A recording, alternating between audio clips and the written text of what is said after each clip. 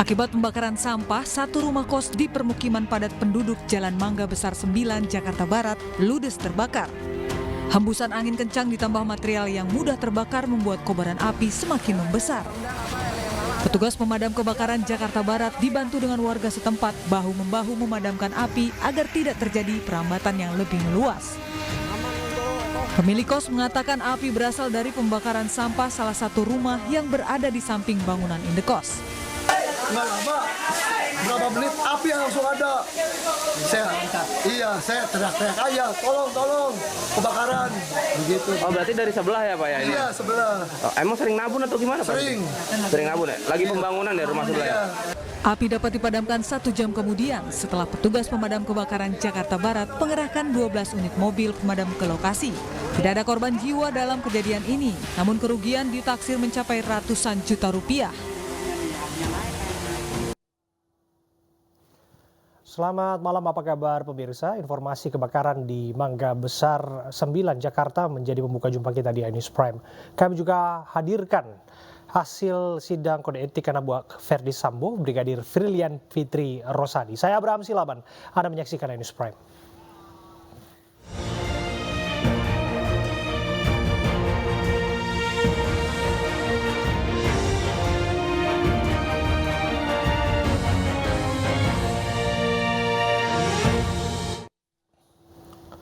Pemirsa, demo menolak kenaikan harga BBM masih terus berlangsung di sejumlah daerah. Tak hanya mahasiswa, pengemudi ojek online juga memprotes kenaikan harga BBM yang tidak diiringi dengan kenaikan tarif ojol yang sesuai.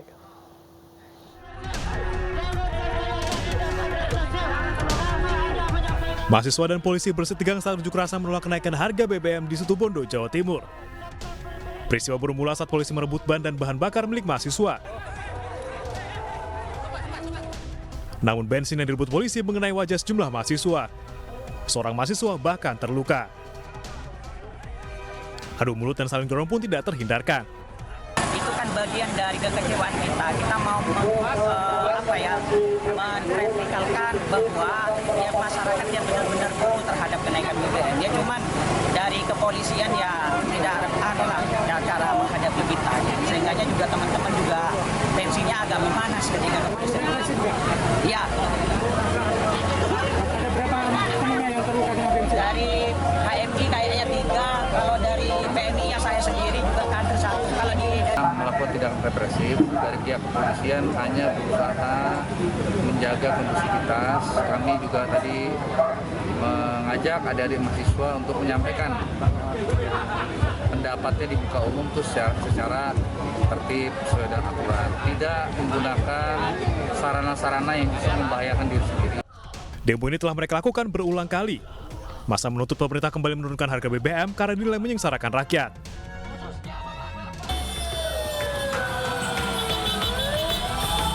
Sementara di Medan, ribuan pengemudi ojek online dari berbagai aplikator mendatangi kantor pemerintah Provinsi Sumatera Utara di Jalan Diponegoro Selasa siang. Mereka meminta pemerintah memikirkan nasib pengemudi ojek online yang terdampak kenaikan harga bahan bakar minyak subsidi. Menurut pendemo, pihak aplikator hanya menaikkan tarif ojek online 8% atau Rp800 per satu orderan. Padahal seharusnya kenaikan mencapai 15 hingga 20%. Usai menyampaikan aspirasi, pendemo membubarkan diri. Jika permintaan mereka tidak dikabulkan, mereka mengancam akan kembali berdemo dengan massa yang lebih banyak.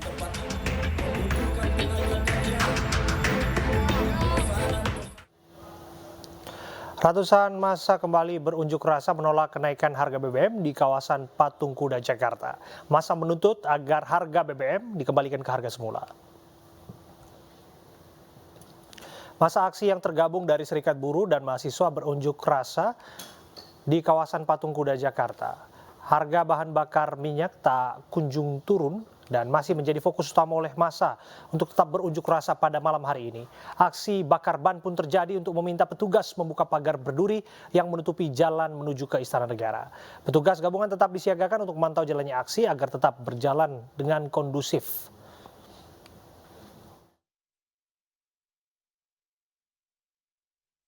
Elemen mahasiswa, elemen buruh, elemen ormas melaksanakan aksi unjuk rasa, menyampaikan aspirasinya kepada kita semua secara dewasa. Kita menandai kedewasaan demokrasi kita. Kita harus salut, kita harus bangga ternyata kita semuanya mempunyai itu semuanya. Sehingga kita harapkan ansi unjuk rasa yang akan dilaksanakan juga bisa dilaksanakan dengan damai, agar Indonesia ke depan akan lebih maju. Dan pemirsa, kami akan ajak Anda untuk memantau situasi terkini di kawasan Patung Kuda, Jakarta. Ada rekan kami, Ayu Pratiwi. Ayu, kami dengar sempat ada gesekan antara petugas dan massa pendemo di sana. Apakah betul demikian? Ya baik, selamat malam Abraham dan juga pemirsa. Saat ini aksi unjuk rasa yang dilakukan oleh ribuan aktivis mahasiswa dan juga buruh sudah selesai. Tadi pada pukul 20 waktu Indonesia bagian Barat, massa membubarkan diri. Dan memang aksi ini sudah berlangsung sejak pukul 2 siang tadi. Dan tadi pada saat pukul 6 hingga pukul 7 malam, memang sedikit ada gesekan antara petugas keamanan dan juga para pendemo. Di mana tadi para pendemo mulai memanas begitu karena mereka memulai untuk membakar ban dan juga tadi ada aksi lempar-lemparan mulai dari botol minuman plastik hingga botol minuman yang berbahan dasar kaca, dan juga tadi ada sejumlah aktivis mahasiswa yang juga melakukan pelemparan batu kepada sejumlah petugas keamanan yang sedang berjaga. Dan memang para aktivis mahasiswa ini dan juga para buruh terus menekan kepada pemerintah agar menurunkan harga BBM secepatnya. Dan tadi juga pada pukul 7:30 malam tadi, sejumlah mahasiswa dan juga buruh memaksa untuk mendobrak untuk memasuki kawasan istana. Dan tadi memang juga sejumlah mahasiswa mulai menaiki kawat berduri yang memang notabene kawat berduri ini sangat berbahaya, tapi mereka tetap memaksakan diri untuk masuk ke kawasan istana karena mereka berharap ingin bisa berargumen langsung agar secepatnya argumen mereka dapat diterima dan dapat segera ditindaklanjuti oleh pemerintah. Namun hingga saat ini aksi berjalan dengan damai, tidak ada korban jiwa dalam aksi ini. Tadi juga dari kepolisian juga tidak sempat untuk mengeluarkan gas air mata. Kemudian tadi juga mahasiswa dan buruh dengan keinginan sendiri untuk membubarkan diri. Sementara itu situasi saat ini arus lalu lintas sudah kembali lancar, Abraham. Terima kasih Ayu Pratiwi, laporan Anda langsung dari kawasan Patung Kuda, Jakarta. Kita beralih ke informasi berikutnya. Pertandingan sepak bola antar pelajar di Situbondo berakhir ricuh. Sejumlah supporter turun ke lapangan karena tidak terima dengan keputusan wasit yang dianggap tidak adil.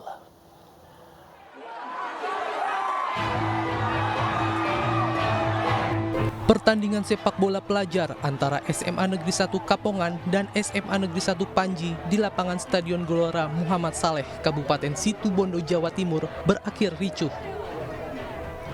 Insiden berawal saat salah satu supporter turun langsung ke lapangan karena tidak terima dengan keputusan wasit yang memberikan pelanggaran kepada salah satu pemain dari tim SMA 1 Kapongan. Pendukung tim yang protes langsung diamankan pihak keamanan setempat karena nyaris dipukuli oleh massa pendukung dari tim lainnya. Akibat peristiwa tersebut, pertandingan Liga Bupati Cup ketiga ini sempat dihentikan beberapa saat. Berawal dari sebuah pelanggaran yang dilakukan salah satu tim dan keputusan wasit memberikan pelanggaran itu sudah benar. Akan tetapi salah satu pendukung atau supporter, yaitu dari pihak SMA Kapongan, menganggap keputusan wasit itu tidak benar dan melakukan masuk ke dalam stadion. Pertandingan bola antar pelajar ini akan tetap dilaksanakan. Meski demikian, pihak panitia akan melarang masuknya supporter ke dalam lapangan agar keributan tidak terulang kembali. Pemirsa, seorang pemuda di Bantaeng, Sulawesi Selatan tega memutilasi pacarnya gara-gara cemburu dan ditolak berhubungan intim. Pelaku memutilasi pacarnya di pinggir sungai Biangloe dekat pemandian RM Rasa di Kabupaten Bantaeng, Sulawesi Selatan.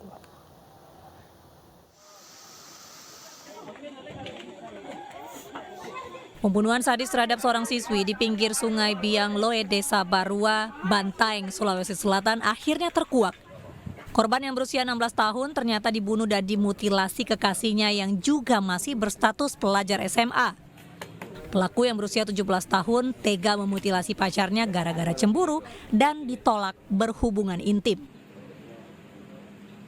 Orang yang bersangkutan melakukan pembunuhan terhadap korban di lokasi tersebut. Dan korban ini menjalin hubungan asmara. Jadi awalnya pelaku ini pengen dilayani hubungan intim lah, tapi korban tidak mau. Kemudian emosi dari pelaku kemudian dicekik. Sebelumnya sesosok jasad siswi dimutilasi ditemukan warga di Sungai Biangloe, Kabupaten Bantaeng, Sulawesi Selatan, Minggu 11 September 2022. Korban hilang sejak 1 September.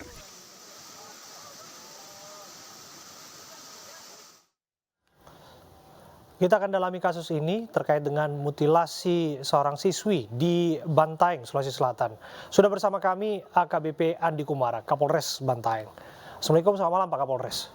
Waalaikumsalam, selamat malam Mas Abraham. Ya, kami merasa perlu untuk mendalami kasus ini karena korban adalah seorang siswi yang disebutkan baru berusia 16 tahun dan pelaku adalah kekasihnya yang berusia 17 tahun, sesama pelajar begitu. Mengapa peristiwa sadis seperti ini bisa dilatar belakangi, disebutkan tadi persoalan cemburu, betul demikian Pak?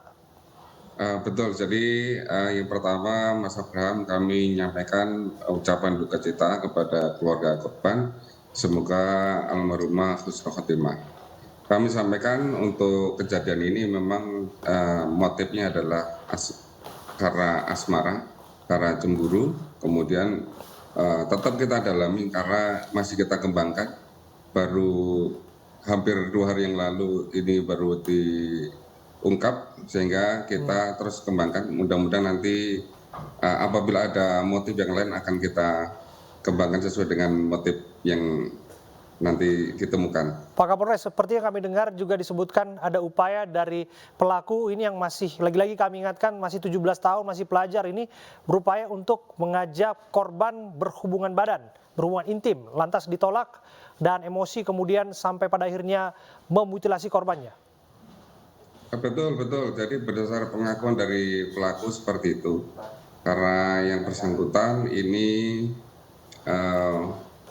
pacaran, kemudian merasa cemburu karena di status daripada korban ini bersama dengan cowok lain sehingga mengajak untuk bertemu, klarifikasi dengan pelaku dan korban.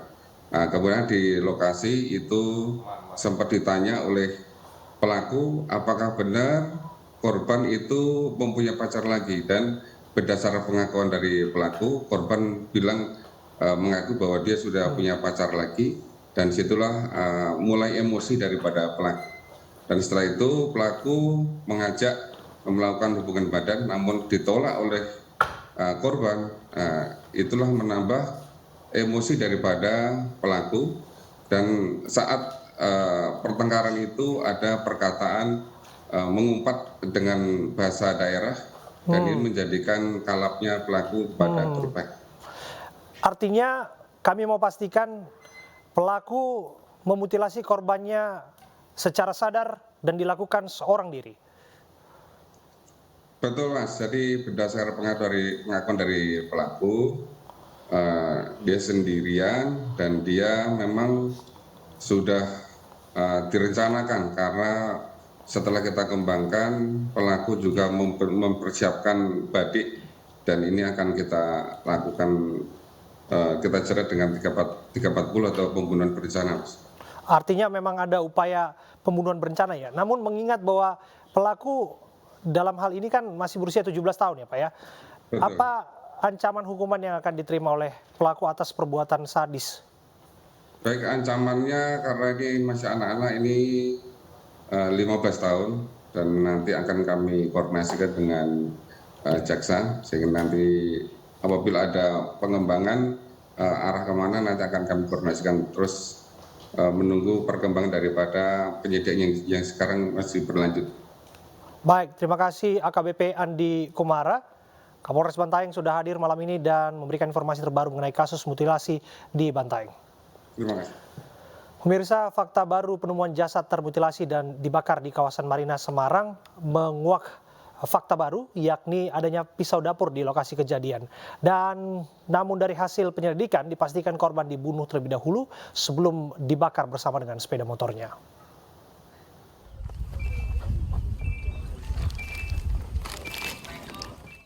Pengungkapan penemuan mayat terbakar bersama dengan sepeda motor yang identik dengan laporan orang hilang atas nama Paulus Iwan Budi Prasetyo, ASN Bapenda, Kota Semarang belum membuahkan hasil.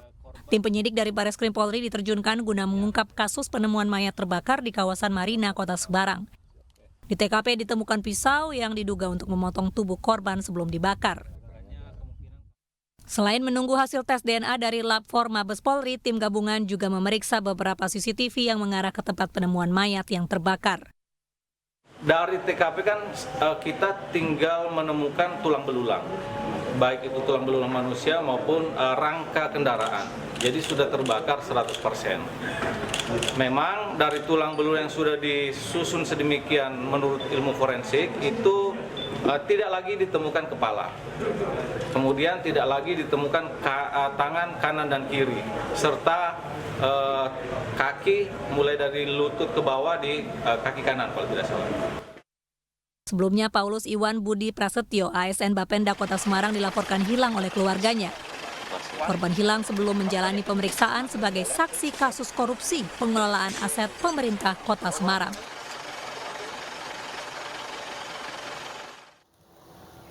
Sidang kode etik terhadap terduga pelanggar Brigadir Frilian Fitri Rosadi atau Brigadir FF telah selesai. Brigadir FF terbukti melanggar kode etik profesi.